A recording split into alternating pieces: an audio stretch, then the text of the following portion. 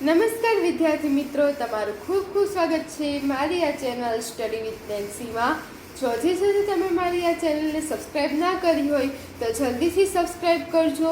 આજે આપણે પ્રકરણ નંબર 4 દ્વિચલ સુરેખ સમીકરણ સ્વાધ્યાય 4.2 નો પ્રશ્ન નંબર 3 જોઈશું. તો જુઓ, અહીં પ્રશ્ન નંબર 3 આપેલો છે કે નીચેનામાંથી કયા બિંદુઓ સમીકરણ x - 2y = 4 ના ઉકેલ છે અને કયા બિંદુઓ ઉકેલ નથી તે ચકાસો. કે અહીં આપણને સમીકરણ એક આપેલું છે. કયું આપેલું છે? x - 2y = 4. તો અહીં અને બિંદુઓ આપેલા છે, જે દાખલા છે. જો એમાં પહેલો દાખલો છે 0 અને 2. તો આ બિંદુઓ આપેલા છે. તો આ બિંદુઓ એ સમીકરણનો ઉકેલ છે કે ઉકેલ નથી તે આપણે શોધવાનું છે. એટલે કે આ બિંદુઓની કિંમત આપણે આ સમીકરણમાં મૂકીએ તો આપણો જવાબ આવે છે કે નથી આવતો એ આપણે શોધવાનું છે. તો એમાં જુઓ, પહેલું આપેલું છે 0 અને 2. એટલે આ 0 છે એ શું બતાવે? x બિંદુ બતાવશે. એટલે આપણે લખશું અહીં x બરાબર કેટલા થશે? 0 થશે. અને જે y બરાબર છે કેટલા થશે? અને y બરાબર 2 થશે. કે જે 0 છે એ x થશે અને 2 છે એ y થશે. આપણને આ જે સમીકરણ છે દ્વિચલ સમીકરણ x - 2y = 4, તો એમાં બિંદુઓ ઉકેલ છે કે નહીં આપણે શોધવાનું છે. તો આપણા જે પહેલું બિંદુ હોય એ x હોય અને બીજું બિંદુ હોય y હોય. તો x બરાબર 0 અને y બરાબર 2 લેવાના અને એને આપણે કેમાં મૂકવાના? સમીકરણમાં મૂકવાના. એટલે અહીં x બરાબર 0 અને y બરાબર 2 ને આપણે કેમાં મૂકશું? ને આપણે તેને સમીકરણ, કયું સમીકરણ છે? x - 2y = 4 માં મૂકતા. તો જુઓ, આપણે હવે આ સમીકરણમાં x અને y ની કિંમત મૂકીએ તો આ કઈ બાજુ થશે? ડાબી બાજુ થશે. એટલે ડાબી બાજુ બરાબર કિંમત ક્યાં મૂકવાની છે? ડાબી બાજુ મૂકવાની. આ સમીકરણ છે x - 2y = 4. આ એની ડાબી બાજુ ના જમણી બાજુ, ડાબા ને છબા. તો હવે ડાબામાં x અને y ની કિંમત મૂકી અને જો જવાબ 4 આવે તો આ સમીકરણનો ઉકેલ છે. અને જો અહીં આપણે x ને y ની કિંમત મૂકી અને જવાબ 4 ના આવે તો ઉકેલ નથી. તો હવે જુઓ, ડાબામાં આપણે સમીકરણ શું હતું? x - 2y. એમાં હવે x ને y ની કિંમત મૂકી દઈએ. બરાબર x ની કિંમત કેટલી છે? 0 - 2. y ની કિંમત કેટલી છે? 2. તો હવે જુઓ, 0 ઓછા 2 દૂને કેટલા થશે? 4. એટલે 0 માંથી 4 જાય એટલે કેટલા થાય? -4 થાય. એટલે જે -4 છે એ આપણને શું મળ્યું? ડાબા મળ્યું. અહીં આપણે ડાબા શોધતા હતા એટલે ડાબી બાજુ બરાબર કેટલી મળી? -4. અને અહીં આપણે દાખલામાં જોઈએ તો જમણી બાજુ બરાબર કેટલા છે? 4. એટલે આપણે લખશું -4 is not is equal to 4. કે આ જે -4 છે એ 4 કરતા સરખા નથી. એટલે માટે ડાબા is not is equal to જબા. કે અહીંયા જુઓ, જમણી બાજુએ 4 હતો, જવાબ આવતો હતો, પણ આપણો જવાબ કેટલો આવ્યો? -4 આવ્યો. અને અહીંયા 4 છે. ભૂલ ના થવી જોઈએ. માઇનસની નિશાની હોય તો જવાબ ના કહેવાય. ખાલી 4 હોત તો બંને સમાન થાત, પણ અહીં -4 છે એટલે -4 4 થી સમાન નથી. એટલે નોટ ઇઝ ઇક્વલ ટુ. એટલે ડાબા અને જબા સરખા થશે નહીં. માટે જે 0 અને 2 બિંદુઓ છે તે આપેલ સમીકરણનો ઉકેલ નહીં થાય. એ આપેલ સમીકરણનો ઉકેલ નથી. તો આ જુઓ, આપણા પહેલા દાખલાનો જવાબ આવ્યો.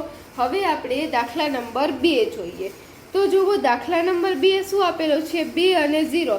તો આપણે કહેવાનું છે 2 અને 0 એ દાખલાનો ઉકેલ થશે કે નહીં. તો અહીંયા પડી જ કે અહીં x કેટલા થશે? x બરાબર 2 અને y બરાબર 0 ને આપણે કયા સમીકરણમાં મૂકશું? ઉપર જે સમીકરણ ચકાસવાનું કીધું હતું ઉકેલ છે કે નહીં એ જ સમીકરણમાં મૂકશું. કયું હતું સમીકરણ? x - 2y = 4 માં મૂકતા. હવે આપણે આ સમીકરણમાં x ની અને y ની કિંમત મૂકી દઈએ.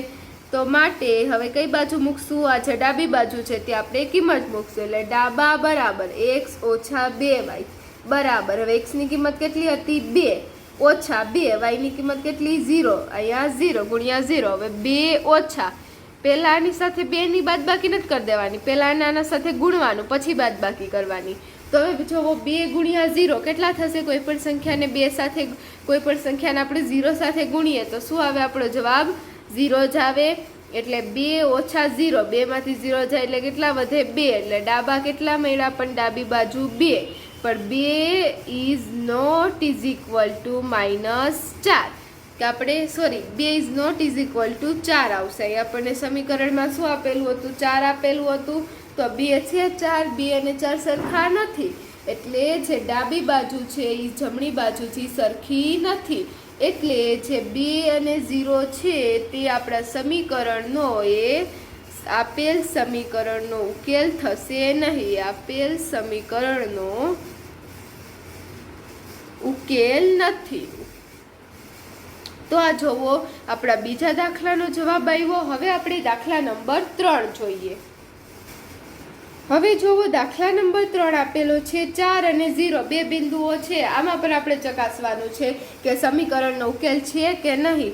તો આપણે લખી દઈએ અહીં x બરાબર 4 અને y બરાબર 0 ને આપણું જે સમીકરણ હતું સમીકરણ x ઓછા 2y બરાબર 4 માં મૂકતા કે આપણું જે સમીકરણ હતું એમાં આપણે x ની અને y ની કિંમત મૂકશું. x બરાબર 4 છે અને y બરાબર 0 છે. તો હવે સમીકરણની ડાબી બાજુમાં મૂકીએ. ડાબી બાજુ બરાબર x ઓછા 2y બરાબર. હવે x કેટલા હતા? 4 ઓછા 2 y ની જગ્યાએ y ની કિંમત કેટલી લેવાની? 0. એટલે y ની જગ્યાએ 0. 4 ઓછા 2 ગુણ્યા 0, કોઈ પણ સંખ્યાને આપણે 0 સાથે ગુણીએ શું આવે? જવાબ 0 જ આવે. હવે 4 માંથી 0 જાય તો કેટલા આવે? 4 આવે. તો અહીંયા તમે જોશો કે આપણને 4 મળી ગયા અને હવે આપણે લખી શકીએ 4 ઇઝ ઇક્વલ ટુ 4. 4 ને 4 કેટલા થશે? સમાન થશે. આપણે અહીંયા જોવા એ પણ જમણી બાજુ કેટલી હતી? 4 હતી. આપણને જવાબ 4 મળ્યો અને જમણી બાજુ પણ 4 છે. એટલે હવે જુઓ આપણો ઉકેલ આવશે. બંને બાજુ કેવા આવ્યા? સરખા આવ્યા. એટલે ડાબા બરાબર જબા. એટલે લખશું માટે 4 અને 0 એ આપેલ સમીકરણનો શું થશે? ઉકેલ થશે. 4 ને 0 એ આપેલ સમીકરણનો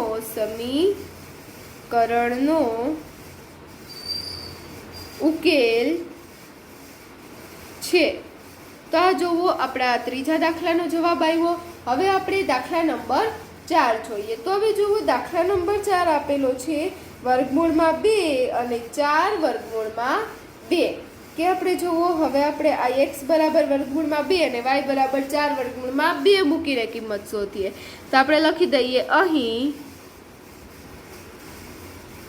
x બરાબર વર્ગમૂળમાં 2 અને y બરાબર 4 વર્ગમૂળમાં 2 મૂકતા આ સમીકરણ x ઓછા 2y માં સમીકરણ x ઓછા 2y બરાબર 4 માં મૂકતા ખાલી મૂકતા લખશો તો પણ ચાલશે. તો હવે જોવો એ સમીકરણની ડાબી બાજુ કઈ છે? x ઓછા 2y બરાબર 4. x ઓછા 2y બરાબર 4. તો હવે જોવા 4 ને આપણે નથી ગણવાના, આપણે ખાલી x ઓછા 2y છે એટલાનું જ આપણે શોધશું.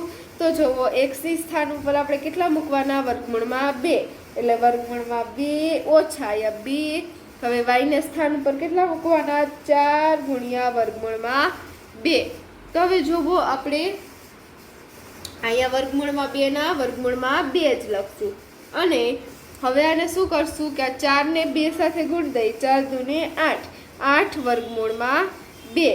તો હવે તમે જોશો કે અહીંયા આપણે 2 છે અને ઓછા 8 વર્ગમૂળમાં 2 છે. તો આની આગળ આપણને કંઈ નથી આપેલું એટલે આપણે આની આગળ શું સમજી શકીએ? 1 સમજી શકીએ. અને હવે જોવો અહીંયા શું થઈ ગયું? 1 વર્ગમૂળમાં 2 અને -8 વર્ગમૂળમાં 2. તો જોવો આવી રીતે થયું તો ઉપર કેની નિશાની આવશે? વત્તાની નિશાની આવશે અને અહીંયા ઓછાની. વત્તા ઓછા ઓછા 8 માંથી 1 જાય એટલે 7 વર્ગમૂળમાં 2. અને મોટી સંખ્યા 8 ની આગળ માઇનસ નિશાની છે એટલે કેટલા આવશે? -7 વર્ગમૂળમાં 2. તો તમે જોશો એ 4 ને સમાન નથી એટલે લખશું is not is equal to 4. એટલે શું થશે? માટે ડાબા is not is equal to જબા.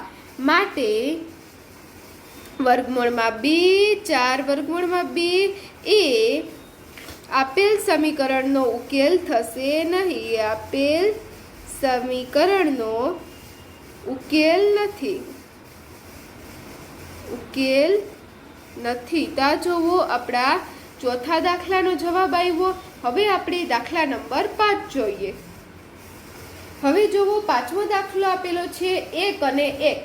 એટલે આપણે x બરાબર 1 મૂકવાના અને y બરાબર 1 મૂકવાના. એટલે આપણે લખીએ અહીં x બરાબર 1 અને y બરાબર 1 સમીકરણ શું હતું આપણું સમીકરણ? x ઓછા 2y બરાબર 4 માં મૂકતા. તો આપણે આ સમીકરણમાં x અને y ની કિંમત મૂકશું. તો હવે જોવો એમાં ડાબી બાજુ બરાબર શું આપેલું છે? x ઓછા 2y. તો x ઓછા 2y છે ડાબી બાજુ બરાબર. તો હવે તમે જોવો x ને સ્થાન ઉપર કેટલા 1 મૂકવાના અને એવી જ રીતે y ના સ્થાન ઉપર 1 મૂકવાના. એટલે 2y કૌંસમાં 1. હવે 1 હવે 2 એકુ કેટલા થશે? 2. હવે જોવો 1 માઇનસ 2, 1 માંથી 2 જાય તો આની આગળ 1 ની આગળ કોઈની નિશાની નથી. વત્તા સમજીએ, વત્તા ઓછા ઓછા, 2 માંથી 1 જાય એટલે 1. મોટી સંખ્યા 2 ની આગળ માઇનસ નિશાની છે એટલે 1 ની આગળ કેની આવશે? માઇનસ નિશાની આવશે. એટલે કેટલા થશે? -1. એટલે આપણે લખીએ માટે -1 is not is equal to 4. -1 4 ને સમાન નથી. માટે ડાબા is not is equal to જબા. ડાબી બાજુ અને જમણી બાજુ સરખી થતી નથી. ડાબી બાજુ અને જમણી બાજુ સરખી ના થાય એટલે શું થાય? આપણા સમીકરણનો ઉકેલ આવશે નહીં. કે 1 અને 1 એ સમીકરણનો ઉકેલ નથી. એ આપેલ સમીકરણનો ઉકેલ નથી. જો બંને બાજુ સરખી આવી જાય તો શું થાય? કે તે સમીકરણનો ઉકેલ છે. જો બંને બાજુ સરખી ના આવે તો શું થાય? સમીકરણનો ઉકેલ નથી. તો આ જોવો આપણા પાંચમા દાખલાનો જવાબ આવી ગયો અને અહીં આપણો જે પ્રશ્ન નંબર 3 હતો તે પૂર્ણ થાય છે. જો તમને વિડીયો પસંદ આવ્યો હોય તો લાઈક શેર સબસ્ક્રાઈબ કરજો અને જો હજી સુધી તમે મારી આ ચેનલને સબસ્ક્રાઈબ ના કરી હોય તો જલ્દીથી સબસ્ક્રાઈબ કરજો. જો તમે કોઈ બીજા વિષયના ઇંગ્લિશના વિડીયો જોવા માંગતા હોય તો કમેન્ટમાં લખજો. જો વધારે કમેન્ટ આવશે તો હું બીજા વિષયના પણ વિડીયો બનાવીશ. Thanks for watching.